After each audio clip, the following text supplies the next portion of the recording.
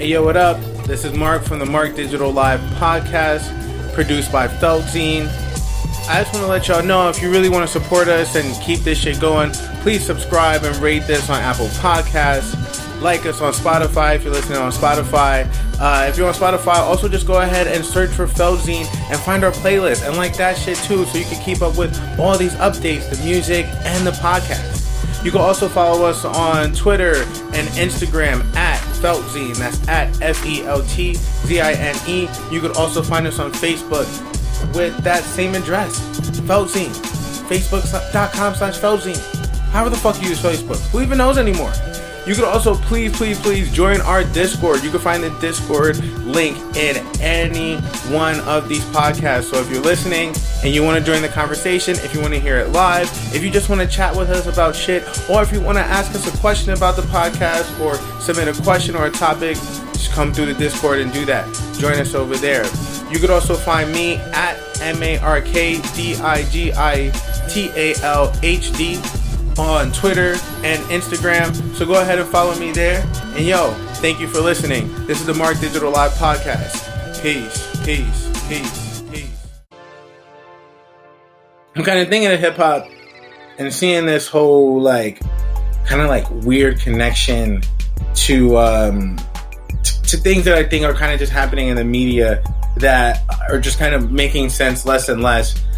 I'm seeing this whole thing on Twitter where there was this TikTok that's out where a bunch of school officials are doing the whole wipe your nose thing that really Young Thug and Future popularized from Young Thug's last album, So Much Fun. With this whole shit, man, there's this tweet that goes out after this TikTok is posted and shared where this nigga is basically like, look, all these people should get fired for gang affiliation. And that's kind of going back to something that happens in American public schools a lot, where black kids, especially, and other kids of color, mainly like Hispanics and Latinx students, where they're just kind of like simple shit that they do, or emulating things that they see in music videos or in hip hop culture, or even that they see from street culture. They get, straight up suspended from school in different ways, in school suspension, out of school suspension, for kind of emulating these things, or for wearing a snowman shirt because it's gang affiliated. I got suspended from school for a day for wearing a snowman shirt. Pissed my mom off, but there was nothing we could do about it. So now, kind of with the advent of social media, with the way things like TikTok are just kind of a part of, especially students' lives right now, people, whatever we want to call them, young people, adolescents, teens, etc. They're out here, they're active, they love hip hop, and they're getting their teachers to do dumb, stupid ass, silly shit. Because these teachers don't know what the fuck they're doing, and they just want to be popping on social media too. They just want to be cool with the kids. And at the end of the day, these kids, especially these kids on TikTok, it's what is it? It's like 90% of the music or some shit that people are sharing that's going viral on TikTok is made by black people. It's black music. And most of the people who are going viral doing this shit are not black faces, right? For whatever reason, this is not what TikTok's algorithm is pushing out. It's suggesting. And I'm not saying that they're racist. I'm not saying that they're not. I'm not trying to forgive them for being racist or some shit like that. I'm not even trying to go there. My main point is that we have no idea what the TikTok algorithm is doing. We'll never know what the TikTok algorithm is doing because that's their secret sauce. That's their business. We don't know how any algorithm for any social media channel works, whether it's Instagram, whether it's Facebook, whether it's Twitter. We have no fucking idea, right? But what we do know is we could just objectively open it up. If you download TikTok right now and you open it up, I guarantee you within the first 3 videos that you randomly see, you will see a non-black person making a TikTok that's based off of black music. And I'm not saying that that's a problem. For me, personally, I think hip-hop is nothing but cultural appropriation, right? So you have Jay-Z, who came in the game trying to be Italian Mafia. You have people like YG making songs like Loco.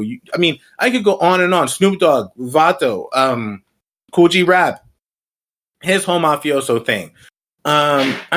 Whole different types of hip hop are formed from appropriating shit from other cultures, right? This whole yeehaw agenda shit. You know what I'm saying? This whole country ass hip hop, that is an appropriation of country music and the stereotypes that have made that what it is today, which does have black roots. Of course, it has roots in black music, but it definitely become something that most black people do not identify with, to the point where it is essentially quote unquote white music, right? And I don't mean to just like racialize music genres here. All I'm speaking to is the fact that I'm pretty comfortable with the idea of cultural appropriation. I think it's pretty necessary for us to have media or art at all. In a lot of ways, art is just a meshing of different concepts together to create the kind of new infinite possibilities and combinations of at all times. Art's not just that, but for me, that's a major part of it, especially art today. So with that being said, I think what we have here, though, is a very interesting thing to consider, right? When we think about something like 50 worst rappers or 50 best rappers, and these things are now just posted on the internet and they're shared with everyone simultaneously at the same time, right? So it's no longer the case that you have to live in New York and have DJs like Funk Flex, or you have to live in LA and have radio stations like Power 106 in LA who are just going to say, just do their radio shows and broadcast locally and say, this is the best hip hop, this is the worst hip hop, and at least kind of give you some exposure to what's happening and the perceptions of these rappers. Now, all of these things come out at once. They're thrown into the culture, and, you know, somebody who maybe traditionally does not look like or seem like they would connect with hip hop culture, right? Let's say a white woman who is based in Minnesota, right? They are now getting the same information at the same time as a young black kid who is living in Harlem. So with that being the case now, this is why we have the hip hop world that we have, where there is no regional sound, right? Like when I hear a new rapper, I have no idea where I'm based off their music. Years ago, that wasn't even, I mean, in the 90s, basically leading up to maybe 2012, that wasn't even possible. So I think what we have to really think about and consider is the same way that hip hop culture is kind of, you know, gelling within itself, and the same way that we have this environment in hip hop culture where it's like, yo, like who cares where you're from, right? Like, I can't hear where you're from. Oh, like I'm Wretch, who's like a New York rapper who also makes trap music, and I'm also going to reach out to producers in Atlanta. I'm going to reach out to producers in the West Coast. People like you know, Freddie Gibbs and the World's Freshest coming together to make an album that sounds something like Midwest hip hop, but also a lot like what sounds that are going on in Oakland, but also inspired by just the world, right? Like, when that happens in hip hop, which is a pretty awesome thing, like the fact that a city like Buffalo can produce something like the whole Griselda Records movement. The fact that you have these rappers now, even from Jersey, like Moghami, getting even more love, than their counterparts in New York, which is the first time that's ever happened. Like, Joe Budden's from Jersey, and he used to act like he was from Queens to get in the game. Like this, I mean, you know what I'm saying? People like Just Blaze are from Jersey, and they didn't really rep it that hard because there wasn't the identity and the space to do that. Now, it kind of doesn't matter where you're from so much that the God Fahim has a traditional Northeast New York sound, but he lives in Atlanta. Similar kind of feels with Moghami, but he lives in Jersey. And these people collaborate all the time. They have several collaborative albums together. In fact, their best albums are when they work together, and their sounds mix perfectly. The same positive force that brings us that is the same negative force if we want to see it as negative. And I kind of misspoke when I said that. But it is a counter force that does create this open door, especially in the mainstream, where anyone can put on the cultural identity of hip hop, right? Because hip hop is not a racial identity. Hip hop is a cultural identity that is actually disconnected from one's race. At the end of the day, anyone can put on this cultural identity. And you could even see it think about a TV show like People Just Do Nothing, right? That show there is mostly people who are non-black, with the exception of my Jamaican homeboy. You know what I'm saying?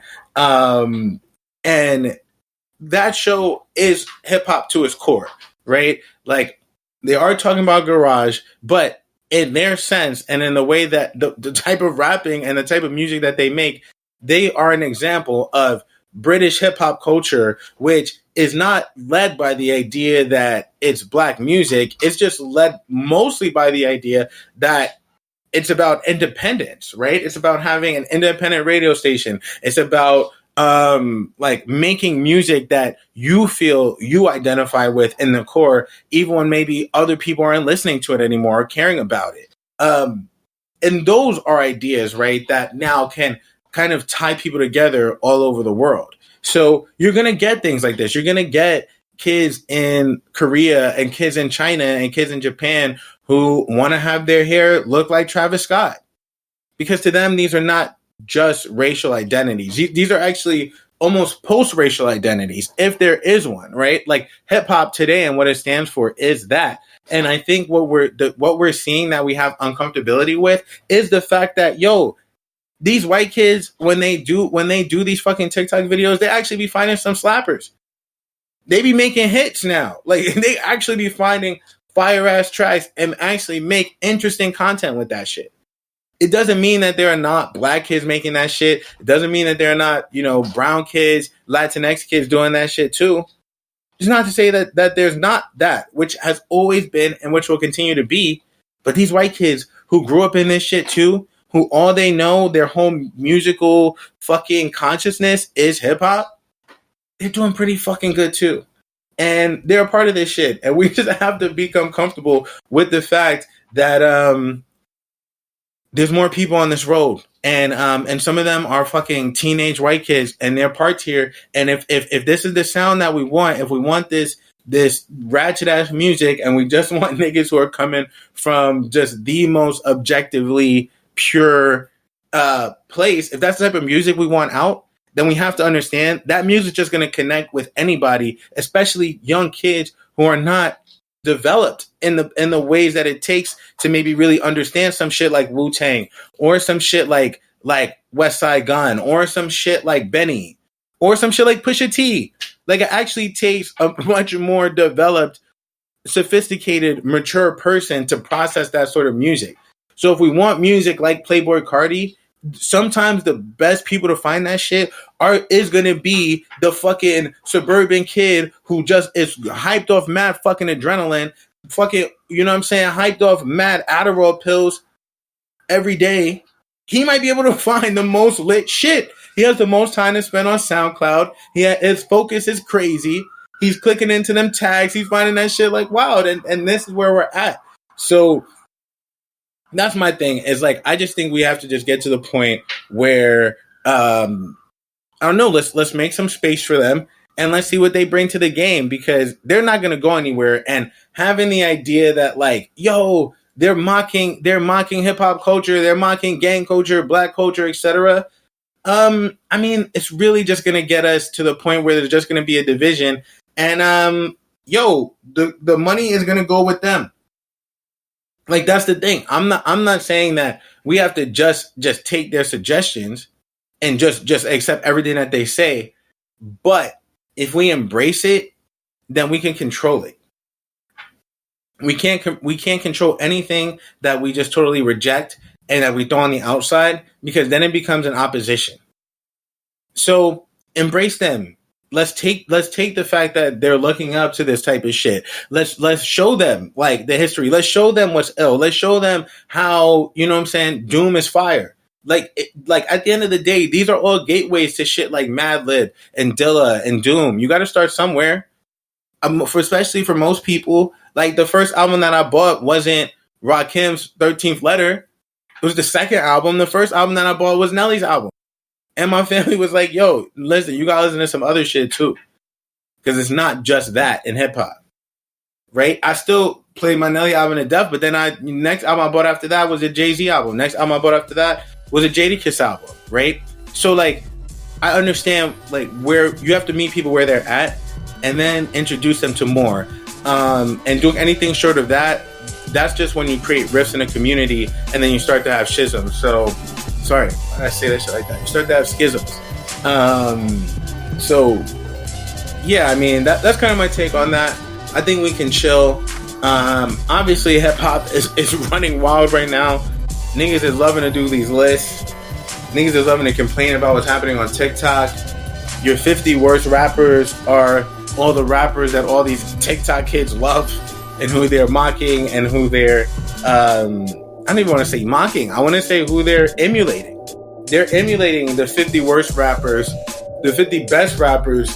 Half of these niggas is like canceled now to the woke left. The woke left claims they love hip hop, but then they just love shit like, you know, the big three, Drake, Kendrick, and Cole. And then besides that, they're listening to like R&B and like neo soul and like Solange and like Lizzo and shit. But their god Drake, dad is out here fucking with New York's Flavor of Love. This is where we're at. This is the whole fucking weird cycle of the game today. This is what we're dealing with.